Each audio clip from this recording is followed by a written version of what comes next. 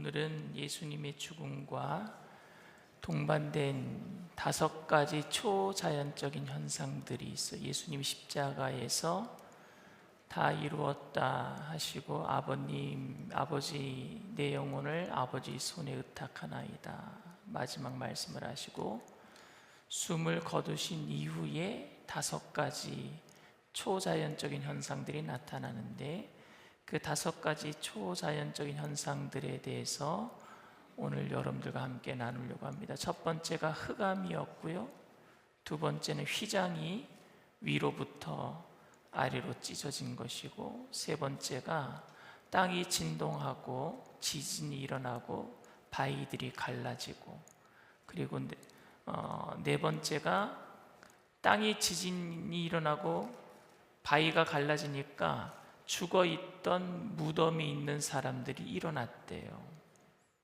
그리고 그들이 예수님이 부활하실 때 같이 부활했다고 합니다. 그게 네 번째 일이고, 5번째가 예수님을 처형했던 그 로마 이탈리아 군인 백부장이 회개하면서 이는 참 하나님의 아들입니다라고 고백했던 장면 5가지에 대해서 오늘 여러분들과 함께 은혜의 말씀을 나누고자 합니다. 첫 번째가 흑암이에요. 온 땅에 흑암이 임합니다. 성경에는 마태복음 27장, 마가복음 15장, 누가복음 23장에 똑같이 얘기를 해요. 제6시, 정오 12시를 얘기하죠. 제6시로부터 온 땅에 어둠이 임하여 제9시, 오후 3시까지 계속되더니 한 3시간 정도 어둠이 계속해서, 정오에 여러분 해가 중천에 떠 있다 그러잖아요. 제일 밝을 때에 가장 어둠이 심했습니다. 신학적으로 이게 어떤 의미를 가지고 있느냐? 첫 번째가 하나님의 심판을 상징하는 겁니다. 흑암은 단순히 어떤 기후현상이 아니라 일식일 때 기후현상이죠. 달이 해를 가린다거나 이런 일식현상이 있는데, 그런 일식으로 인해서 어둠이 있는 게 아니에요. 신적 버림받음에 대한 어떤 외적인 표현입니다. 여러분, 우리에게 언제 어둠이 임하는 줄 아십니까? 예수님께서 온 세상의 죄를 다 뒤집어 쓰셨을 때 하나님은요, 그 죄에서 얼굴을 돌리셨어요. 죄를 하나님은 싫어하셔요. 그 죄에서 하나님은 얼굴을 돌리셔요. 하나님께서 우리에게 회개하라 하신 이유가 뭔 줄 아십니까? 우리가 죄를 너무 많이 지면 하나님이 얼굴을 돌릴 수밖에 없어요. 근데 얼굴을 돌리면 그때가 어둠이 임하는 거고, 그때가 바로 심판이 임하는 겁니다.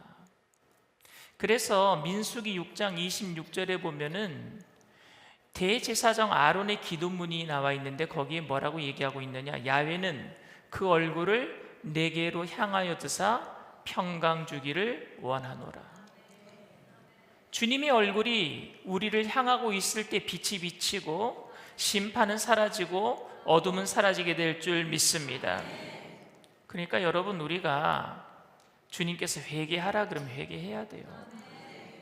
왜냐하면 자꾸 우리가 회개하지 아니하면 주님이 얼굴을 돌리실 때가 있어요.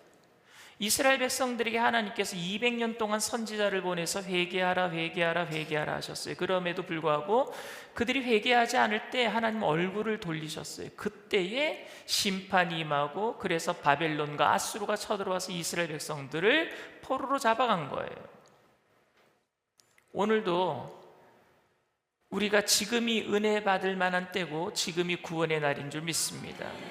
지금 얼마든지 우리가 예배드리고 회개할 수 있고, 우리의 모든 죄를 대속하신 주님 앞에 내 잘못을 낱낱이 고하고, 그 은혜의 빛을 오늘도 우리가 늘 바라보게 될 줄 믿습니다. 두 번째로, 출애굽의 9번째 재앙이 무슨 재앙이었어요? 흑암이 임한 재앙이었습니다. 그거와 비슷한 연결되는 부분이 있습니다. 출애굽기 10장 21절에서 23절 말씀 우리 다 같이 한번 읽어보겠습니다. 야훼께서 모세에게 이르시되 하늘을 향하여 내 손을 내밀어 애굽 땅 위에 흑암이 있게 하라. 곧 더듬을 만한 흑암이리라. 모세가 하늘을 향하여 손을 내밀매 캄캄한 흑암이 3일 동안 애굽 온 땅에 있어서 그동안은 사람들이 서로 볼 수 없으며 자기 처소에서 일어나는 자가 없으되 온 이스라엘 자손들이 거주하는 곳에는 빛이 있었더라. 아멘. 하나님이 애굽의 9번째 재앙을 내리신 그 9번째 재앙이 흑암인데 왜 흑암을 내리셨느냐? 애굽 사람들이 섬기던 신이 빛의 신, 태양 신인 바로 라라고 하는 신이었어요. 라. 그러니까 빛은 하나님이 주신 것이 아니라 애굽이, 그러니까 애굽에서 왕의 이름을 뭐라 그래요? 파라오라고 하죠. 파라오는요 태양의 아들이란 뜻입니다. 태양 신의 아들이니까 파라오도 신이에요. 왕도 신입니다. 근데 진짜 신은 누구냐? 라라고 하는 태양 신이에요. 그런데 3일 동안 하나님께서 이 태양빛을 어둠을 통해서 재앙을 내리신 이유가 뭐예요? 내가 빛을 주는 하나님이고 라라고 하는 이 태양신은 가짜다라는 것을 알려주시고, 그리고 고센 땅에 머물고 있는 이스라엘 백성들에게는 거기 많은 빛을 비춰주셨어요. 온 애굽 땅에 어둠이 내렸지만 이스라엘 백성들에게는 빛을 비추셨단 말입니다.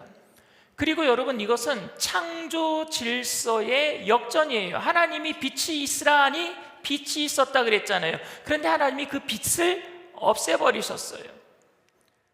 흑암 재앙은 결국 창조 질서를 역전시키는 심판입니다. 여러분, 재앙은 왜 재앙인 줄 아십니까? 창조 질서가 깨어지면 재앙이에요.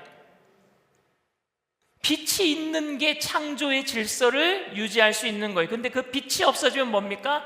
재앙이에요. 왜? 창조 질서가 깨어지니까. 왜 오늘날 동성애가 죄가 되는 줄 아십니까? 남자가 여자랑 결혼해서 아이를 낳는 게 창조 질서예요. 그런데 이 창조 질서를 깨는 게 뭔 줄 아십니까? 재앙이에요. 그래서 하지 말라는 거예요. 그러나 여러분, 우리가 죄는 미워하되 죄인은 용서하고 사랑해야 될 줄 믿습니다. 예수님은 죄인들을 위해서 돌아가셨어요. 그래서 교회는요, 동성애자들을 불쌍히 여기고 그들이 회개하고 돌아올 수 있도록 교회의 문을 열어놔야 될 줄 믿습니다. 사랑의 문을 열어놔야 돼요. 창조의 질서가 깨어지면 안 돼요. 반면에 이스라엘 백성들에게는 그 창조의 복이 그대로 유지됩니다. 거기에는 빛이 있었다라고 얘기를 합니다. 그리고 이 10번째 재앙, 이 흑암의 재앙은요, 결국 죽음의 재앙, 장자들 모든 초태생들을 죽여버리는 10번째 재앙으로 가는 바로 전주곡이었어요. 그러니까 죽음으로 가는 그 전주곡. 예수님도 이제 이 어둠 다음에 어디로 들어가셔요? 3일 동안 땅 속에 들어가시잖아요. 거기에 대한 예고편이기도 합니다. 그래서 제가 이거를 표로 한번 만들어 봤는데, 9번째 재앙은요, 예수님의 죽음으로 인한 어둠과 똑같은 것이고, 애굽에 임했던 3일간의 흑암은요, 예수님께서 3일간 무덤에 들어가신 그 흑암과 똑같은 것이고, 이스라엘 백성들이 살았던 고센 땅에 빛이 유지되었다는 것은요, 베드로전서 2장 9절에 보면은요, 이렇게 얘기를 하죠. 그러나 너희는 택하신 족속이요 왕같은 제사장이요 거룩한 나라요 그의 소유된 백성이니 이는 너희를 어두운 데서 불러내어 그의 기이한 빛에 들어가게 하신 이의 아름다운 덕을 선포하게 하려 하심이라. 아멘. 그러니까 여러분, 어둠에 있는 사람들을 예수님은 빛으로 인도해 주실 줄 믿습니다. 세상은 어둠이지만 적어도 성도들, 여러분들, 우리 교회는 빛을 비추어야 될 줄 믿습니다. 아직은 어둠이에요. 세상은 죄악이 만연합니다. 그러나 적어도 예수 믿는 사람들은 하나님의 백성들에게는 빛이 비쳤던 것처럼 우리를 통해서 그리스도의 빛이 이 세상에 비춰져야 될 줄 믿습니다. 그리고 태양신 라의 패배예요. 세상의 임금이 쫓겨나간 거예요. 예수님의 그 십자가의 죽으심을 통해서, 그리고 빛과 어둠은 구별됩니다. 빛이 어둠에 비치되 어둠이 깨닫지 못하더라. 카타남바노, 깨닫지 못하더라. 헬라어 카타남바노는 여러분 깨닫지 못한다라는 말도 있지만 정확한 뜻이는요, 이기지 못하더라예요. 빛이 비추되 어둠이 빛을 이기지 못하더라. 예수님의 승리가 있는 줄 믿습니다. 여러분, 결국에 빛이 이길 거예요. 빛이 계속해서 비추면은요, 어둠은 물러가게 돼 있어요. 그리고 창조 질서의 역전이기는 하지만 결국에 새 창조가 일어나는 줄 믿습니다. 여러분, 이 땅이 혼탁할 때에 한 번씩 하나님은 노아의 홍수를 통해서 물의 심판이 있었고, 이제 물의 심판은 없지만 결국에 불의 심판이 있을 거예요. 근데 심판은 뭔지 아십니까? 뒤집어 놓는 거예요. 뒤집어 버리면 어떻게 돼요? 여러분 속 한번 뒤집어져 본 적 있으세요? 저 사람은 한마디로 내 속을 뒤집어놔. 근데 속이 뒤집어지면 아파요. 여러분, 땅도 농사 지을 때 뒤집으면 땅도 아마 딱딱해진 땅, 곡괭이질하면 땅이 만약에 생명이 있다고 하면 자기도 아프다고 소리 지를 것 같아요. 그런데 땅이 뒤집어지면은요, 그 안에서 뭐가 나오는 줄 아십니까? 미생물이 나와요. 그래서 겨우 내내 딱딱해진 땅을 소가 쟁기를 가지고 뒤집어 놔야지 거기다가 씨를 뿌릴 때 새로운 창조의 역사가 일어나는 것처럼 뒤집어지는 역사가 있어야 돼요. 뒤집어지는 역사가. 저는 우리 교회가 예배 때마다 좀 뒤집어졌으면 좋겠어요. 회개의 영으로 뒤집어지고, 아프지만 좀 뒤집어지고, 딱딱했던 내 마음이 좀 뒤집어지고, 남들을 미워했던 그 질투하는 마음들이 좀 뒤집어지고, 사랑할 수 없었던 그 딱딱했던 마음들이 좀 뒤집어지고, 그때 새로운 창조의 역사가 일어나게 될 줄 믿습니다. 그러면은 흑암에 대해서는 이제 얘기를 했고, 휘장이 위에서부터 아래로 찢어졌어요. 마태복음 27장, 마가복음 15장, 누가복음 23장에 똑같이 얘기하는데, 성소 휘장이 위로부터 아래까지 찢어져 둘이 되고, 이렇게 기록합니다. 이 휘장은 여러분, 양쪽에서 황소가, 아주 큰 황소가 그 휘장을 묶어서 양쪽에서 잡아 당겨야지만 찢어질 수 있는 굉장히 두껍고 질긴 천입니다. 그런데 그게 아래서부터 찢어진 게 아니라 위에서부터 찢어졌어요. 이 이야기는 하나님이 위에서부터 찢었다라는 의미입니다. 하나님이 찢어 놓으셨으니까 그동안 아무도 성소와 지성소를 가려놓았던 이 휘장 때문에 아무도 지성소에 들어가지 못했는데, 들어가면은 죽었는데, 이제 하나님이 위에서부터 찢어놨으니까 뭐예요? 들어와라 라는 의미죠. 이제부터 들어와라. 그래서 이 의미는 뭐냐? 접근 금지는 이제 종료되었다. 그냥 들어와라. 우리가 담대하게 주님 앞에, 지금도 이 여러분 여기가 성소예요. 사실은 담대하게 주님 앞에, 그 보좌 앞에 나오는 줄 믿습니다. 그리고 이것은 레위기 16장의 성취예요. 레위기 16장에 보면은요, 욤키푸르라 그래서 대속죄일, 1년에 한 번 이스라엘 백성들이 7월 14일 날 대제사장이 1년 동안 지었던 모든 이스라엘 백성들의 죄를 가지고 하나님 만나러 들어가는 거예요. 그게 대속죄일입니다. 그때 한 번 들어가서 딱 한 번 주님을 뵙는 날이에요. 대단한 날이죠. 그런데 그 일을 계속해야 되는 거예요. 1년마다 한 번씩. 그리고 잘못 들어갔다간 대제사장도 죽어요.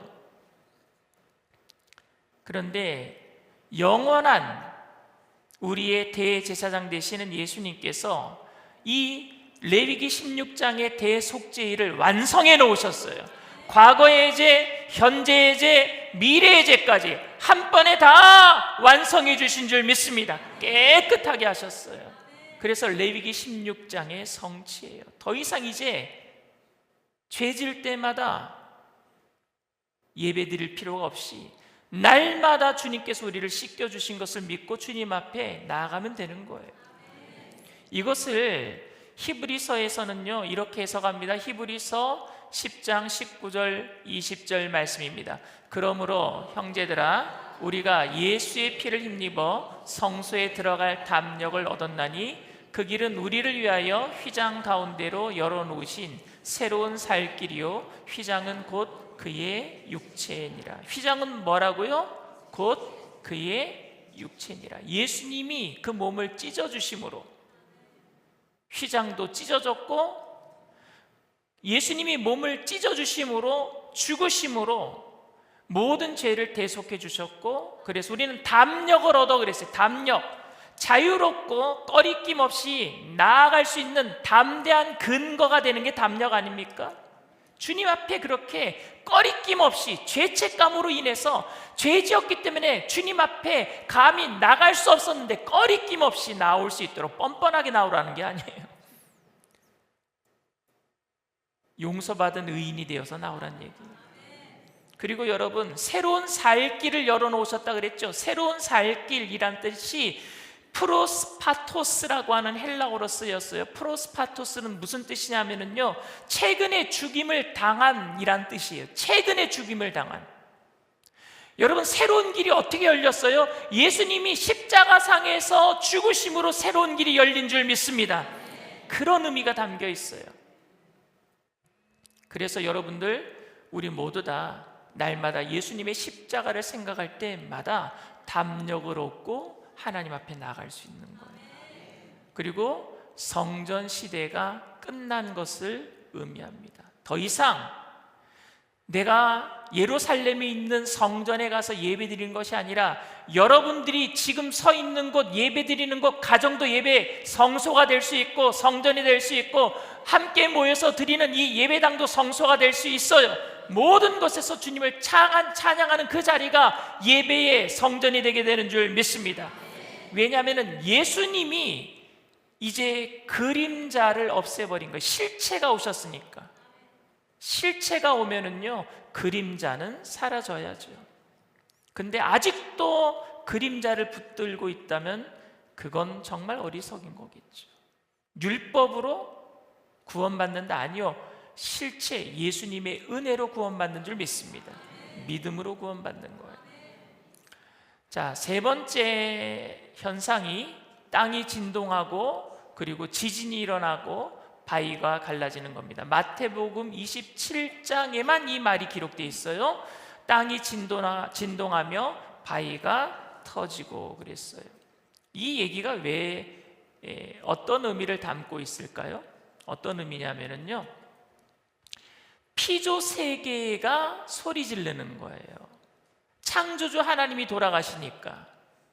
누가복음 19장 40절 말씀 다 같이 읽습니다. 대답하되 이르시되 내가 너희에게 말하노니 만일 이 사람들이 침묵하면 돌들이 소리 지르리라 하시니라. 자연 환경이 소리치는 거예요. 아담과 하와가 아들 둘을 낳죠. 가인과 아벨. 그런데 가인이 아벨을 돌로 쳐 죽였어요. 그런데 당시에 여러분 한번 생각해 보세요.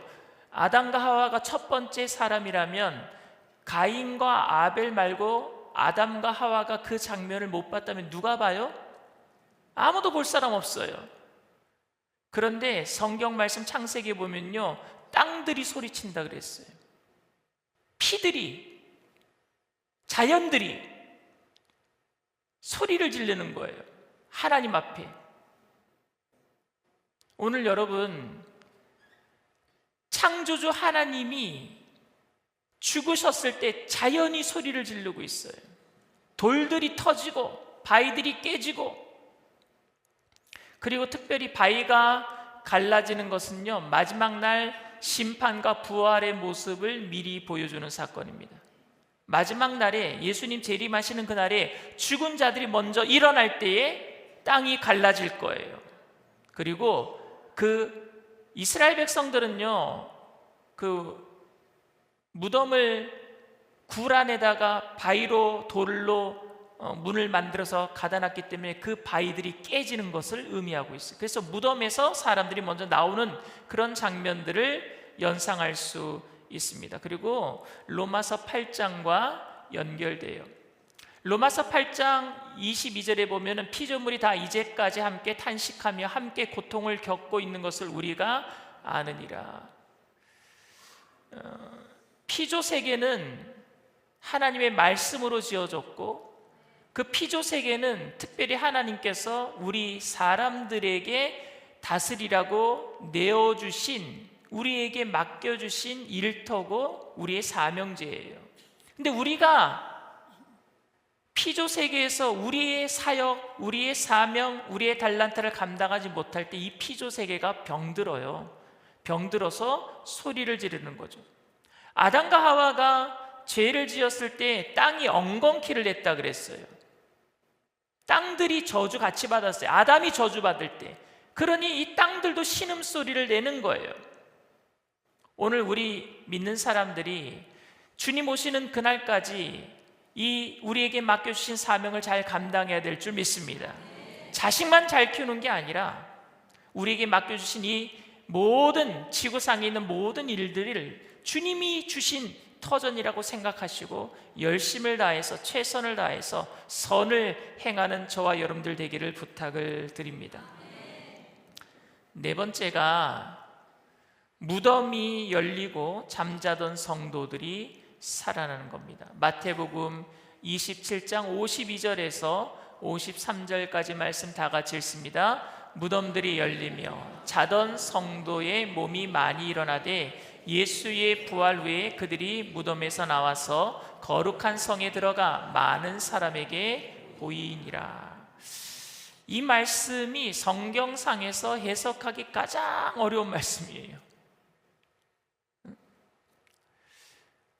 아니, 이 사람들이 몇 명이나 살아났는지, 누가 살아났는지, 이 사람들이 이후에는 어떻게 되었는지 성경에 기록이 없어요. 이거 말고는. 그런데 저는요, 오늘 이 말씀을 통해서 여러분들에게 꼭 알려드리고 싶은 것이 있습니다. 그건 뭐냐? 예수님이 부활의 첫 열매가 되셨다라는 거예요. 그러니까 잠자는 자들의 첫 열매가 바로 예수님인데, 무덤에 있던 사람들이 예수님이 돌아가실 때요, 땅이 갈라질 때 무덤에서는요 일어났어요. 그런데 아직 그 무덤에서 나오지는 않았대요. 언제 나왔느냐 하면은요, 예수님이 부활하신 다음에 그때 무덤에서 나온 거예요. 그러니까 부활의 첫 열매는 누구예요? 예수님. 잠자는 자들의 첫 열매는 누구예요? 예수님. 우리는 두 번째, 세 번째, 네 번째, 계속해서 N번째 우리는 그 부활의 열매가 될 줄 믿습니다. 첫 열매가 있으면은요, 계속 다음 열매가 있는 거예요. 그래서 예수님께서는 창조주의 부활의 때에 그 죽음의 권세를 이기시고 부활하실 때에 그때 함께 일어나는, 누구라고 생각하느냐? 구약의 하나님을 잘 믿었던 사람들은 다 어디로 갔느냐? 스올로 가요. 그 스올이란 곳은 여러분 하데스라고 하는 것과, 그러니까 불이 타고 있는 지옥과 그리고 천국, 낙원이라 그러죠. 거지 나사로 이야기 아시죠? 거기 나사로가 보면은요, 예수님이 돌아가시기 전에 이야기죠. 예수님이 비유로 말씀하시긴 하셨지만, 근데 그 나사로가 부잣집에 그 앞에서 음식 먹다가 죽었어요. 근데 부자는 호의호식 하다가 죽었어요. 그런데 부자는 지옥으로 가고, 지옥으로 가고, 그리고 나사로는 아브라함의 품 안에서 낙원이 있다 그랬는데 둘이 서로 볼 수 있었어요. 큰 구렁이 있어서. 그래서 지옥에 있는 사람, 불과 유황이 끓는 지옥에 있는 부자는 나사로를 보고 있지만 그곳으로 갈 수도 없고, 나사로는 그 지옥에 있는 부자를 보고 있지만 그곳에서 혀에다가 물방울 찍어서 혀에다가 적셔줄 수 없었어요. 그런데 그것이 어떻게 됐느냐? 예수님이 돌아가신 다음에 어디로 가셨어요? 음부로 가셨다, 그렇게 기록되어 있어요. 스올로 내려가셨다라고 기록되어 있어요. 그래서 우리가 사도신경 외울 때 뭐라고 얘기합니까? 장사한 지 사흘 만에 죽은 자 가운데 살아나시사. 그럼 그때 우리가 고백하는 사도신경 안에 뭐가 있느냐? 예수님이 스올로 내려가신 걸 우리가 지금 고백하고 있는 거예요. 그런데 스올로 내려가셨다가, 이제부터 여러분 잘 들으세요. 예수님이 그냥 이제 안녕 빠이 하고 가셨겠습니까? 거기에 있는 하나님 잘 믿었던 낙원에 있는 사람들을 데리고 올라가셨을 거 아니겠어요? 그럼 그들도 제 생각에는 예수님이 부활하실 때 함께 부활한 다음에 승천해야 되지 않겠습니까? 그게 순서 아니에요? 그건 제가 생각하는 거예요. 근데 이건 성경에 기록되어 있지는 않아요. 근데 이렇게 설명하는 신학자도 있는데, 이거를 이제 어떤 사람들은 어떻게 설명하느냐? 이 사람들이 어디로 갔을까? 부활은 했는데 어디로 갔을까? 나사로처럼, 아니면은 그 신약에 보면 그 베드로가 살려준 도르가라고 하는 여인 있죠, 다비다. 도르가 여인처럼 살아났다가, 그걸 여러분 부활이라고 안 하고 소생이라 그럽니다. 소생. 그럼 이 사람들이 살아났다가 연수를 다고 죽어요. 그건 소생이에요. 죽었다가 다시 살아났지만 다시 죽어요. 이건 소생이라고 얘기합니다. 다시 살아난 것. 그래서 예수님과 함께 부활한 사람들, 예수님이 부활하실 때에 구약의 성도들이었던, 무덤에 먼저 있던 사람들이 일어났다고 그랬잖아요. 그럼 이 사람들이 살아서 거룩한 성 예루살렘에 들어갔대요. 예루살렘에 들어가서 예수님이 부활하신 사건을 함께 공동으로 증언하는 증인들이 되었다라고 오늘 성경이 기록하고 있거든요. 그런데 소생했기 때문에 또 살다가 죽었다, 이렇게 주장하는 사람이 있고, 제가 여러분들에게 말씀드린 것은 예수님이 낙원을 옮겨서 이제 여러분 그 낙원은 스올에 없습니다. 예수님이 부활하신 이후에 음부에 가셔서 하나님을 잘 믿었던 사람들을 데리고 함께 천국으로 올라가신 거예요. 새하늘과 새 땅으로. 그래서 지금은 스올은요, 하데스, 지옥만 남아있어요. 그래서 그 낙원에 있던 사람들이 함께 부활한 다음에 예수님과 함께 있다가 승천할 때 그들도 함께 하늘로 올라갔다. 이거는 제 생각. 또 어거스틴이라고 하는 초대 교부는 뭐라고 얘기했느냐? 성경에 기록되어 있지 않으니까 알 길이 없다. 근데 이것도 제 생각. 그래서 여러분들이 생각하기에 가장 은혜로운 방식으로 받아들이면 될, 그거 나중에 천국에 가서 물어보세요. 하나님 어떻게 된 겁니까? 저도 좀 물어보려고 그래요. 그러나 가장 중요한 것은 예수님이 부활의 첫 열매가 되셨다는 사실.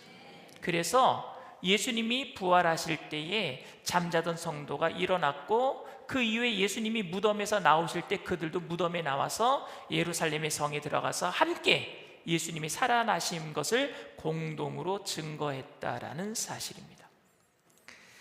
자, 그렇다면은 이제 마지막으로 오늘 초자연적인 현상, 사람이 고백한 거지만 저는 이것을 기적이라고 생각했기 때문에 5가지 현상 속에 넣어놨습니다. 뭐냐?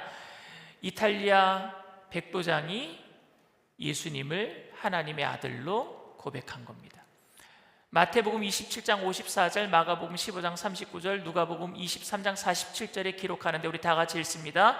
백부장과 및 함께 예수를 지키던 자들이 지진과 그 일어난 일들을 보고 심히 두려워하여 이르되 이는 진실로 하나님의 아들이었도다 하더라. 아멘. 여러분, 하나님의 아들인 것을 고백하는 것은 세상의 지식으로 되지가 않아요. 저는 예수님을 믿는 것 자체가 기적이라고 생각합니다. 어떻게 저 멀리 이스라엘 땅에 그 유대인 백성 중에 한 사람이 어떻게 나의 구주가 된다는 말입니까? 이거 믿어지는 게 기적 아닙니까? 그리고 그분이 죽으셨다가 살아나신 것을 믿는 게 기적이에요. 세상의 지식으로 믿을 수가 없어요. 그리고 하나님의 아들이 어떻게 세상에 오셔서 내 죄를 대속하실 수 있느냐 말입니다. 이게 믿어지는 게 기적이에요. 그런데 그 고백을 유대인들, 이스라엘 백성들, 메시아를 보내주겠다고 하나님이 약속하셔서 그 메시아를 찰떡같이 믿고 있었던 유대인조차도 믿지 않았어요. 유대인조차도. 그리고 예수님과 함께 3년 반 동안 예수님을 따라다녔던 제자들조차도 예수님이 십자가 지실 때에 아닌가 보다 다 도망가 버렸어요. 그런데 그 첫 번째 고백을 누가 하고 있느냐? 이방인이 하고 있다는 얘기입니다. 유대인도 아니고 예수님을 따라다녔던 제자도 아니고 십자가 밑에서 그 십자가 처형을 집행했던 그 백부장, 그 군인이 그 고백을 하고 있어요. 이게 기적 아닙니까, 여러분? 먼저 된 자가 나중되고 나중된 자가 먼저 될 수 있어요. 이방인의 첫 고백입니다. 이것은 마태복음의 이방인의 선교가 주제거든요. 마태복음 28장 19절이 뭡니까? 너희는 가서 모든 민족을 제자로 삼아 아버지와 아들과 성령의 이름으로 침례를 베풀고 내가 너희에게 분부한 것을 가르쳐 지키게 하라. 볼지어다 내가 세상 끝날까지 너희와 항상 함께 있으리라. 너희는 가서 아버지와 아들과 성령의 이름으로 침례를 베풀고 제자 삼아라. 선교에 대한 이야기가 복음서예요. 복음은 뭡니까, 여러분? 기쁜 소식. 기쁜 소식은 나만 들어야 돼요? 전해야 되잖아요. 전한다는 건 뭡니까? 선교지요. 근데 그 선교의 열매가 예수 그리스도의 십자가 사건을 통해서 이루어지고 있는 것을 보여주고 있어요. 그리고 마가복음의 클라이막스이기도 합니다. 마가복음 15장 39절에 보면은요, 하나님의 아들이었습니다 라고 고백을 해요. 얼마나 멋지지 않습니까? 다른 사람도 고백하지 못했던 것을 이방인이, 그것도 이탈리아 그 군대 장관이 고백하고 있다는 거예요. 얼마나 놀랍지 않습니까? 하나님이 원했던 하나님의 백성들에게서 이 이야기가 나온 것이 아니라 하나님을 몰랐던 이방인의 입에서 이 고백이 나오는 거예요. 이게 클라이막스예요. 그래서 하나님은 그것을 통해서 이스라엘 백성들을 깨닫게 하시려고 하셨던 거예요. 우리들도 깨달아야 될 줄 믿습니다. 예수 믿는 사람들이 날마다 더 많은 것을 깨달아야 돼요. 그리고 초자연적 사건들의 선교적 결실입니다. 흑암이 있었고 지진이 있었고 휘장이 위에서부터 아래로 찢어지고 그리고 무덤이 열리고 이런 모든 초자연적인 현상이 이 이탈리아 백부장을요 회심의 자리로 이끌고 옵니다. 그래서 여러분, 기적은, 여러분들에게 일어나는 여러 가지 기적들은요 하나님께서 선교의 도구로 사용하기 위해서 기적을 일으켜 주시는 줄 믿습니다. 그저 내가 잘 먹고 잘 살기 위해서 가난을 물리쳐 주시고 그저 내가 건강하게 살기 위해서 병을 치료해 주시는 것이 아니라 그걸 통해서 선교적인 사명을 이루라고, 그것을 통해서 다른 사람들이 주님께로 나올 수 있도록 우리에게 베풀어주는 모든 기적은 표적이 되어야 돼. 표적은 뭐냐? 목적이 있는 기적이 표적이에요. 목적이 있는 기적. 그래서 우리의 모든 삶은 선교적인 목적을 가져야 될 줄 믿습니다. 오늘 우리 교회를 통해서 하나님께서는 선교하는 선교적인 교회가 되기를 원하고 계세요. 예수님도 마지막 십자가의 죽으심을 통해서 선교의 열매를 맺어가고 계시는 것처럼 우리 교회가 이 일에 최선을 다하고 저와 여러분들 모두 그렇게 주님 앞에 흑암이 있는 이 세상 가운데 빛을 비추는 주님의 백성으로 쓰임받게 되기를 주님의 이름으로 축원을 드립니다. 예수의 피를 힘입어 우리 찬양합시다.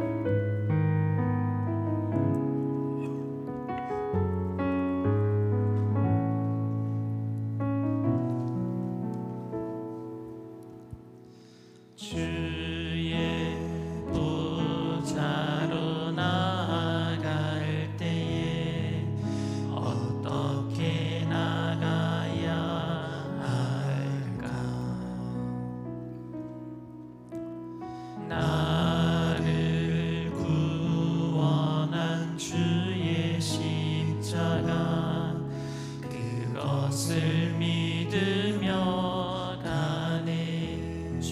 보좌로 나아갈 때에 주의 보좌로 나아갈 때에 나 여전히 부족하나 나를 부르신 주의 그 사랑 그것을 믿으며 가네 자격 없는 내 힘이 아니 오직 예수님의 보혈로 자격 없는 내 힘이 아니 오직 예수님의 보혈로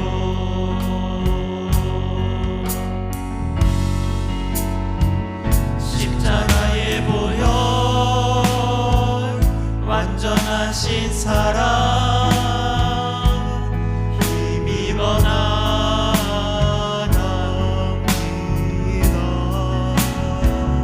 십자가의 보혈 완전하신 사랑 힘입어 예배하 십자가의 보혈 십자가의 보혈 완전하신 사랑 힘입어 나갑니다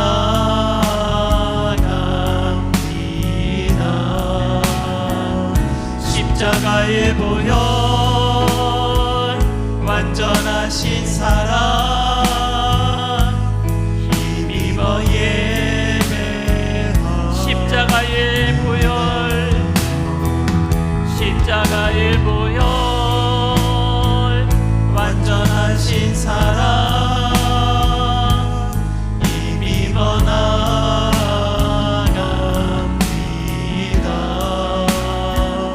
십자가의 보혈 완전하신 사랑 힘입어 예배합니다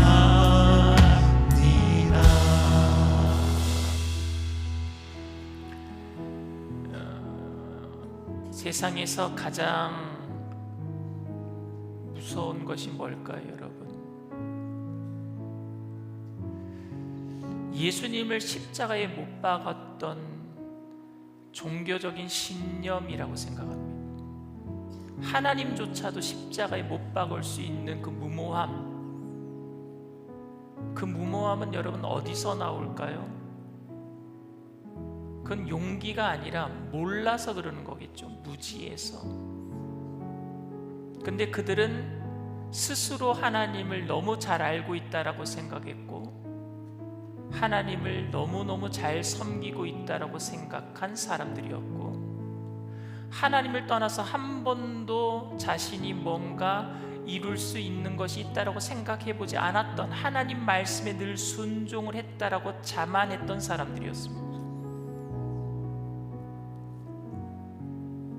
그렇다면 역으로 오늘날에도 가장 무서운 게 뭘까요? 교회 안에 내 스스로 하나님을 너무너무 잘 알고 있다라고 자만하고 있는 그 종교적인 신념이 결국에 다른 사람들에게 못질을 할 수 있는 상처를 줄 수 있는 사람들 아닙니까? 그런데 예수님은 그런 상처를 준 사람들까지도 용서하기 위해서 십자가에 달리셨어요. 그래서 제가 말씀드리고 싶은 것은 우리 안에는 분열이 있으면 안 돼요. 주님은 모든 사람을 위해서 십자가를 지셨어요. 누구든지 깨닫고 나올 수 있도록 기회를 부여하는 게 십자가예요. 오늘 우리가 내 안에 어떤 종교적인 신념, 하나님의 뜻이라고 여기고 다른 사람들을 판단하고 함부로 믿음 없다라고 정죄하고 내 말이 옳다라고 강압적으로 주장했던 모든 것들을 다 내려놓게 하시고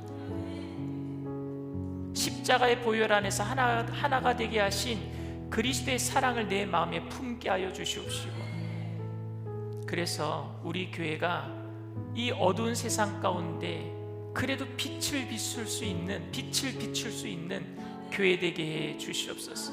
우리들이 되게 해달라고 우리 주님 3번 부르고 통성으로 간절히 기도합니다. 주여